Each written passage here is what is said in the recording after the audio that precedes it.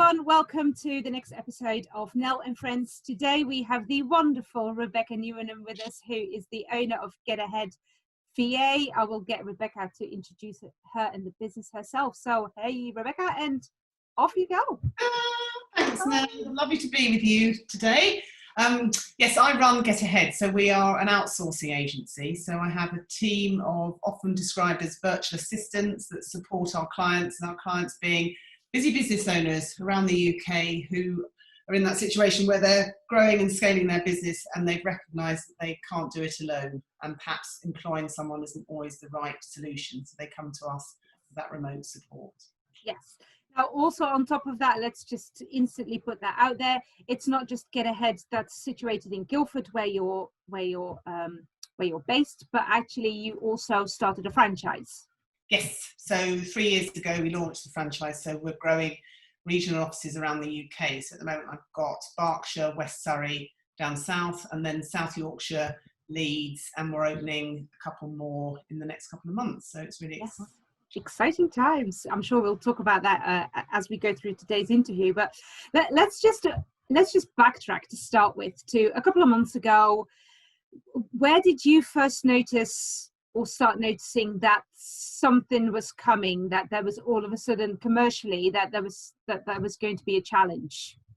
Yes, yeah, good question. So we've got a couple of clients who speak internationally, so they either run workshops or they speak at events, and they were very much the barometer for us. So I remember at the beginning of March, a couple of them saying, actually, gigs that we've got planned in are being postponed, exhibitions that I thought I was going to be at don't seem to be happening in Europe, and they were getting quite panicky. And I remember thinking, this is quite an interesting insight into possibly how it's going to be. Okay. So they were certainly the sort of the first people to sort of wave that red flag, and for us as a business to start thinking, well, I wonder, what's brewing? Because obviously up from Christmas onwards, we've known, haven't we, about what was going on in Wuhan and not quite sure. And I think some of us were sort of putting it in the back of our minds, it won't come here. And then actually with this, when it started hitting from a business point of view, it was quite concerning. Okay. So we come into the UK, we go into lockdown. How does this affect your business at that stage? I felt like crying.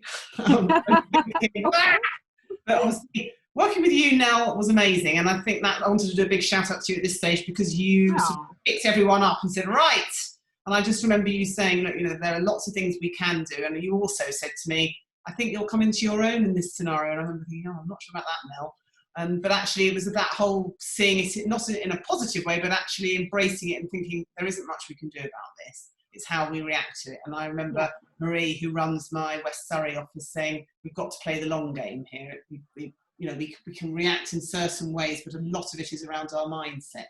And I was really, really grateful to the members of my team that were positive like that, because not only was I, like everyone else, juggling my business life, I was juggling home life with two girls that thought they were doing GCSE and A-levels, the younger daughter, a husband, and that whole shebang. So for me, I had to concentrate and be super positive with the team, and it was exhausting.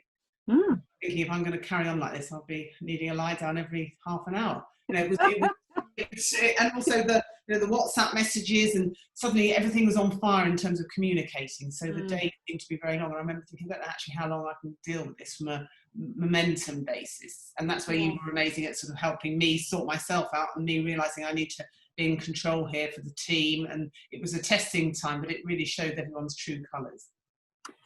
What were the biggest things that you had to adapt for? Because you, prior to this, most people I've spoken to so far, it was all about, we all of a sudden had to start working from home, homeschooling the kids, that kind of scenario. But you've always had a home office. So what for you were sort of the biggest things that needed changing? I almost saw that bit actually as a positive. I needed to come to the fore and be shouting about that working from home. So I went on the radio a couple of times, and I loved that. And I was sort of sharing. I suddenly realised it probably in a weird way, it also sort of shined a light on the fact that actually the skills that we've all taken for granted as a business were now needing to be adapted to everyone. So I felt very much that we were being sort of thought leaders in that environment and being able to be caring and sharing. So that's when I really ramped up a gear, and we set a lot of marketing PDFs around top tips working from home, and some of those posts got shared thousands of times, and I realised actually I had a wealth of knowledge that was needed more so than ever. So actually, a weird sort of negative environment actually became quite positive for us because we could be seen as caring and sharing. So I really pushed that out with the business, and all the franchisees were out there sort of shouting about what we could do. And I did feel sad for my two newest franchisees that both have little children, and they were in that classic growth stage of the business, wanting to shout from the rooftops about being new business owners, and suddenly one of them had, the baby on the sofa and she needed to do some Zoom calls, and it was all going off. But actually it was a positive more than a negative for us. I was going to say, because when through the conversations that we've had, your team overall has been really positive. I mean, don't get me wrong, everyone's had days where we've dipped somewhat, but overall your team has been super positive and so supportive of each other. Yes, and I think that has really cemented us together as a team. I always knew we were good communicators, because communication is really important to me, and that caring and sharing piece.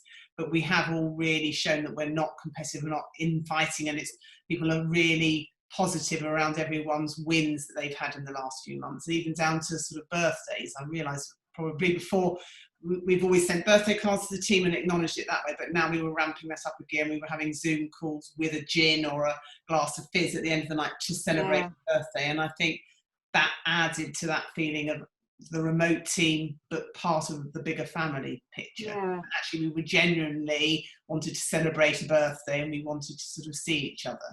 Nice. Were there any new things that you put in place to make sure that the team was staying motivated? Or did it all kind of go quite naturally? We had I started doing a coffee morning every 11 o'clock every Monday morning, so that's been a new thing. And I remember thinking, who's going to turn up to that? And actually every week we've had different members of the team, so that's been really nice. And I realised quite early on it doesn't have to last for a very long time either. It could just be, let's have a cup of coffee together for 10 minutes.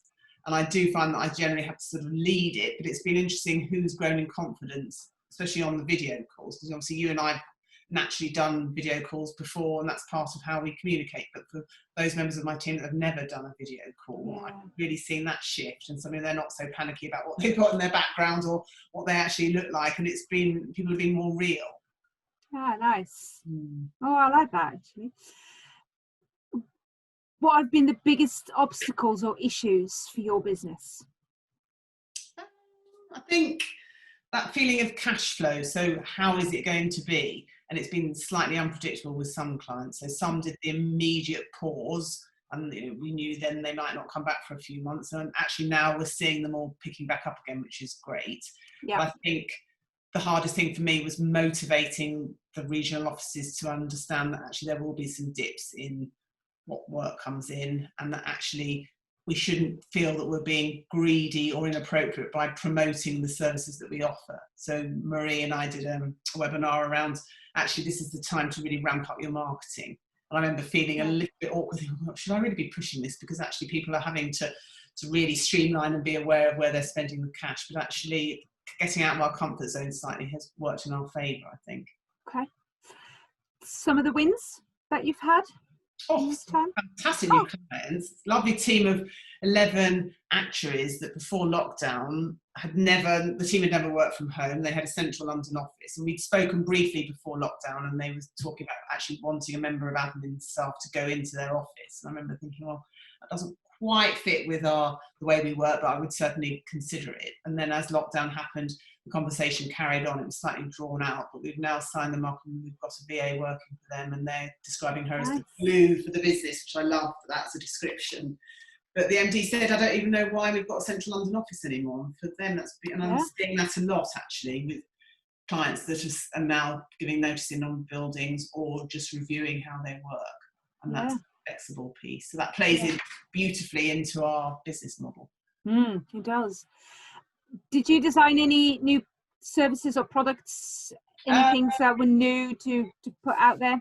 Yes, so Zoom and webinar support has been a big thing for us. So a couple of my team have had clients where they've transitioned from one in particular as a leadership coach, and she was running a huge European summit face-to-face in Europe somewhere. And obviously that couldn't happen, so it was all taken online. So one of my team was with her for 4 days online supporting the conference.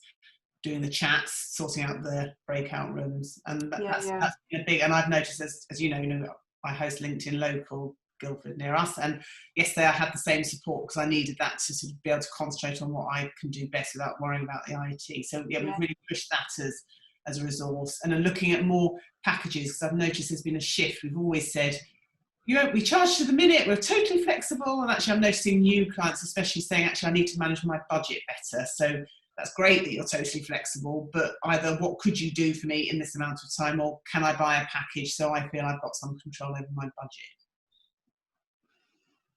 Actually, that nicely links into my next question was going to be, so what kind of things have happened that you are going to keep going forward? Yes, so I take it that would be... Yes, that would be one of them, package piece. Yep. We've packaged up the Zoom, and Zoom came into its own, it's not going away, and you and I were talking earlier around sort of the way networking is working, and I think that certain things that will stay as a result of the pandemic that will actually be a positive. So having and running networking meetings and being so much more efficient, not having to leave the house, that there's a place for these things now. I think that's certainly, I'm seeing that with the support, and actually clients not needing to be sold the benefits of remote working support in quite the same way, because they see it themselves and they're valuing that more. Okay. Anything else, or those are the key ones? I think they're the key ones. Okay. Anything that you'll stop? Anything that's currently sort of happened over the past couple of months that you go, actually, as soon as we can, that's done?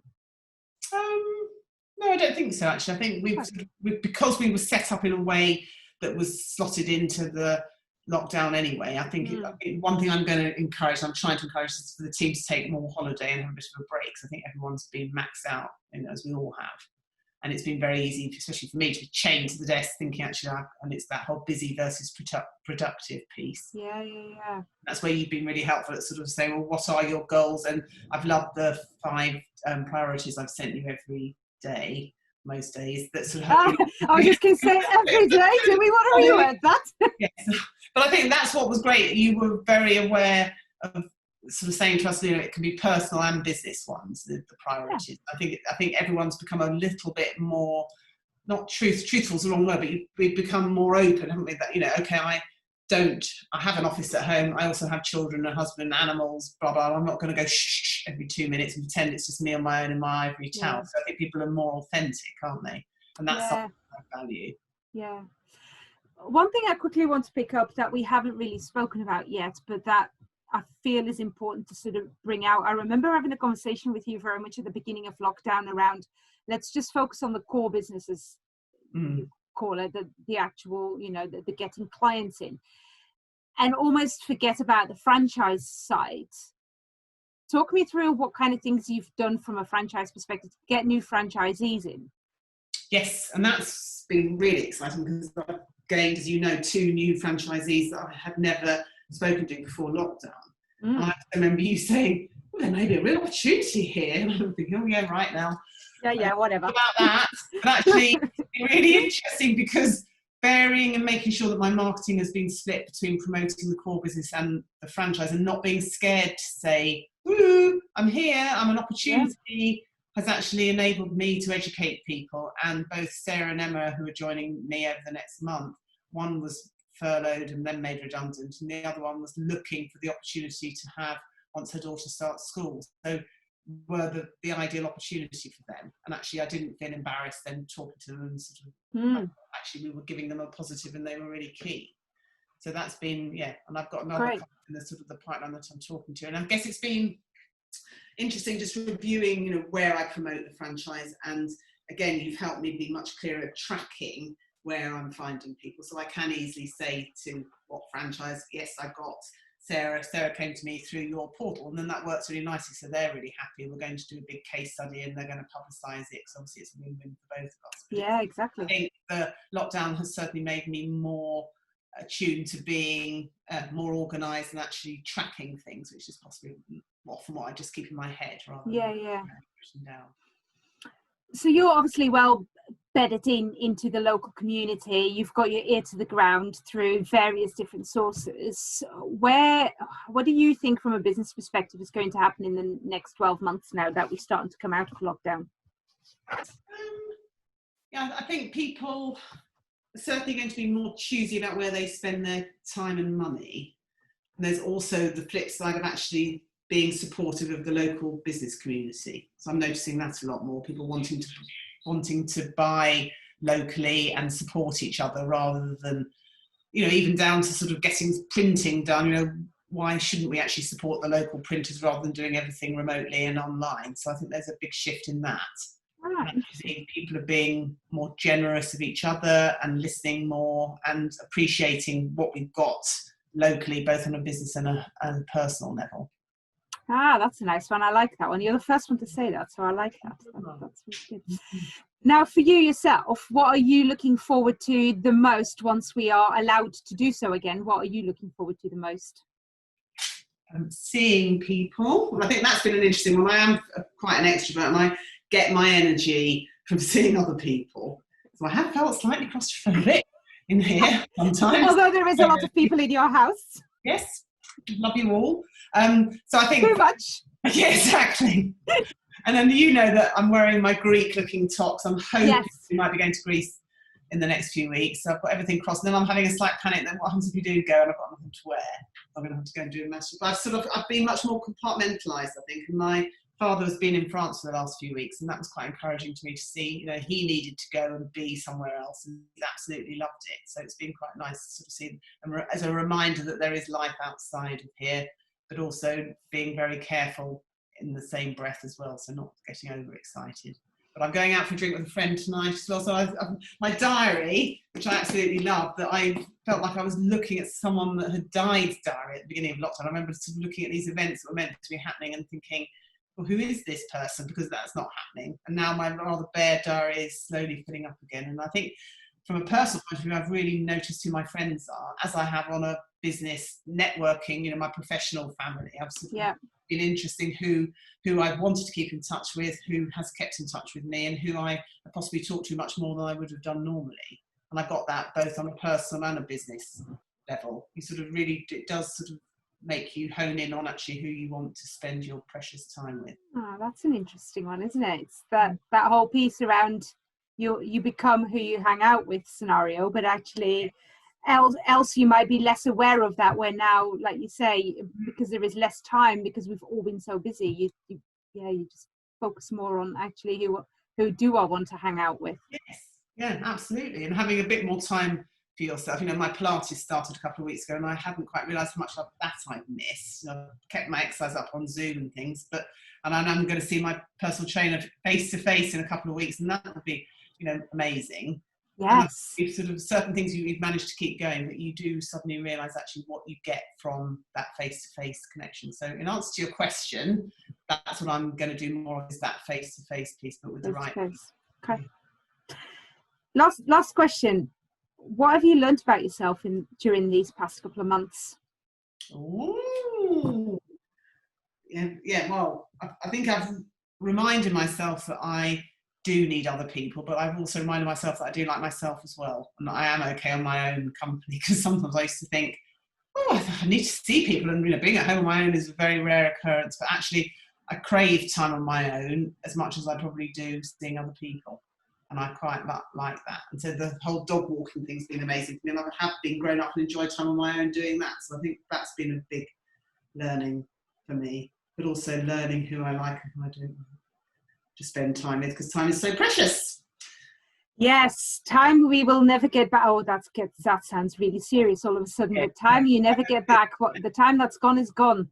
Yes, and I think you've certainly been very good at sort of keeping me focused, and it's that whole thing about momentum, isn't it? It's very easy and to take each day as it comes, which is where those priorities have been really helpful, and writing things up, and I'm a big list maker, so for me doing that has been a really good focus. So I think I've learned that there are certain things that need to get done, and other things perhaps you can have more of a confidence to say it doesn't matter, you can do that tomorrow.